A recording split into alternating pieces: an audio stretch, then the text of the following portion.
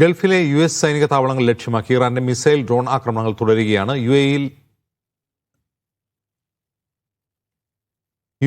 നടന്ന ആക്രമണത്തിൽ 2 പേർ മരിച്ചു, നിരവധി പേർക്ക് പരിക്കുണ്ട്. ഷാർജ അന്നഹദയിൽ സ്ഫോടനമുണ്ടായി. ബഹ്റൈനിലെ നയതന്ത്ര മേഖലയിലും ആക്രമണങ്ങളുണ്ടായി. ക്രൗൺ പ്ലാസ ഹോട്ടലിന് നേരെയുണ്ടായ ആക്രമണത്തിൽ ഹോട്ടലിന്റെ മുൻഭാഗത്ത് കേടുപാടുകളുണ്ടായി. ദോഹയിലെ ബേസ് സെന്റർ ലക്ഷ്യമിട്ടും ആക്രമണം ഉണ്ടായി. മേഖലയിൽ 200-ലധികം മിസൈലുകളാണ് US സൈനിക താവളം ലക്ഷ്യമാക്കി ഇറാൻ തൊടുത്തുവിട്ടത്. മേഖലയിൽ 2ാം ദിവസവും വ്യോമപാത നിശ്ചലമാണ്.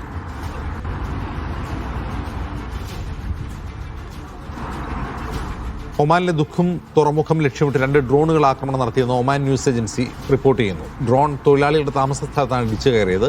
ആക്രമണത്തെ ശക്തമായി അപലപിക്കുന്നു എന്നും രാജ്യത്തിന്റെയും താമസക്കാരുടെയും സുരക്ഷയ്ക്ക് ആവശ്യമായ നടപടികൾ കൈക്കൊള്ളുമെന്നും ഒമാൻ അറിയിച്ചു. അലി കൂട്ടായി വിവരങ്ങളുമായി ഒമാനിൽ നിന്ന്. അലി, ഈ എത്രമാത്രം തീവ്രമായ ആക്രമണമാണ് ഒമാനിലുണ്ടായത്? മറ്റു GCC രാജ്യങ്ങളിൽ സംഘർഷവുമായി ബന്ധപ്പെട്ട ആക്രമണം ഉണ്ടാകുമ്പോഴും ഒമാനിൽ അങ്ങനെയൊന്നും ഇത് റിപ്പോർട്ട് ചെയ്തിട്ടുണ്ടായിരുന്നില്ല. പക്ഷേ കഴിഞ്ഞ മിനിറ്റുകൾക്ക് മുമ്പാണ് ഒമാനിലെ ദുഃഖം തുറമുഖത്ത് 2 ഡ്രോണുകൾ ആക്രമണം നടത്തിയതായി ഒമാൻ ന്യൂസ് ഏജൻസി റിപ്പോർട്ട് ചെയ്യുന്നത്. ഡ്രോൺ തൊഴിലാളികളുടെ താമസ സ്ഥലത്തേക്ക് ഇടിച്ചു കയറുകയും ഒരു തൊഴിലാളിക്ക് പരിക്കേറ്റു എന്നുമാണ് വരുന്ന ഒരു വാർത്ത. ഇതിൽ കൂടുതൽ ആളപായമോ അല്ലെങ്കിൽ കൂടുതൽ നാശനഷ്ടങ്ങളോ ഒന്നും റിപ്പോർട്ട് ചെയ്തിട്ടില്ല എന്നും ന്യൂസ് ഏജൻസി റിപ്പോർട്ട് ചെയ്യുന്നുണ്ട്. ഉടൻ സ്ഥലത്തെത്തിയ civil defence and ambulance authority പരിക്കേറ്റ തൊഴിലാളികൾക്ക് വൈദ്യസഹായം നൽകുകയും അദ്ദേഹത്തെ ഉടൻ ആശുപത്രിയിലേക്ക് മാറ്റുകയും ചെയ്തിട്ടുണ്ട്.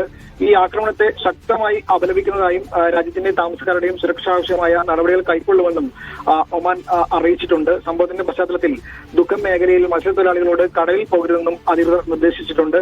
എന്നിരുന്നാലും വളരെ ദാരുണമായ അല്ലെങ്കിൽ മറ്റു GCC രാജ്യങ്ങളിൽ ആക്രമണ സംഭവവുമായി ബന്ധപ്പെട്ട് ഈ സംഘർഷവുമായി ബന്ധപ്പെട്ട ആക്രമണം ഉണ്ടാകുമ്പോഴും ഒമാൻ ഇതിൽ ഉൾപ്പെട്ടിരുന്നില്ല. ഒമാനിൽ അങ്ങനെ ഒരു ആക്രമണ സംഭവങ്ങളൊന്നും റിപ്പോർട്ട് ചെയ്തിരുന്നില്ല. അപ്പോഴാണ് 2 ഡ്രോണുകൾ ദുഃഖം തുറമുഖത്തേക്ക് തൊഴിലാളികൾ താമസിക്കുന്ന സ്ഥലത്തേക്ക് ഇടിച്ചു കയറി ഒരു തൊഴിലാളിക്ക് പരിക്കേറ്റു എന്ന വാർത്ത വരുന്നത്. അജിൻസ്, എന്തിനായാലും ഈ സംഭവവുമായി ബന്ധപ്പെട്ട് ഒമാൻ ഈ സംഭവത്തെ അപലപിച്ചിട്ടുണ്ട്. രാജ്യത്തിന്റെയും താമസക്കാരുടെയും സുരക്ഷാ ആവശ്യമായ നടപടികൾ കൈക്കൊള്ളുമെന്ന് അറിയിച്ചിട്ടുണ്ട്. അജിൻസ്, നോക്കൂ, ഈ അമേരിക്കയുമായുള്ള ചർച്ചയ്ക്ക് ആതിഥേയത്വം വഹിച്ച ഒമാനാണ്. ഈ ഒമാനിൽ അമേരിക്കൻ സൈനിക താവളങ്ങളുണ്ടോ? അപ്പോൾ യഥാർത്ഥത്തിൽ ഇറാന്റെ ലക്ഷ്യം എന്തായിരുന്നു?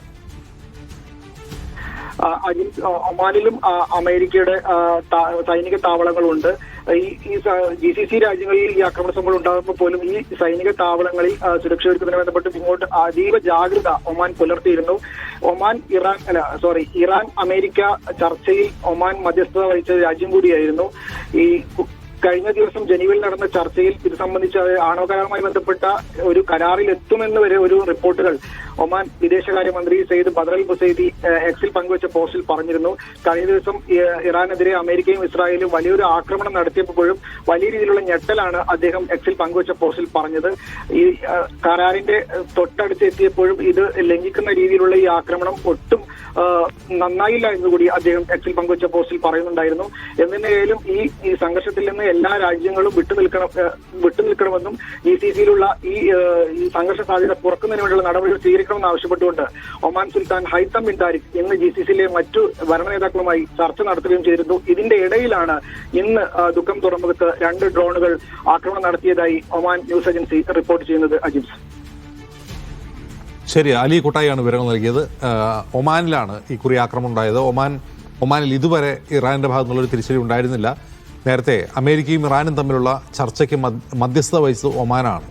എന്നിട്ടും ഒമാനിലെ സൈനിക താവളങ്ങളും ലക്ഷ്യമിട്ടുകൊണ്ട് ഇറാന്റെ ആക്രമണം തുടരുകയാണ്. ഇപ്പോൾ ദുഃഖം തുറമുഖത്താണ് തൊഴിലാളികൾ താമസിക്കുന്നിടത്ത് ഇറാന്റെ ഡ്രോൺ സ്ഫോടനം നടത്തി.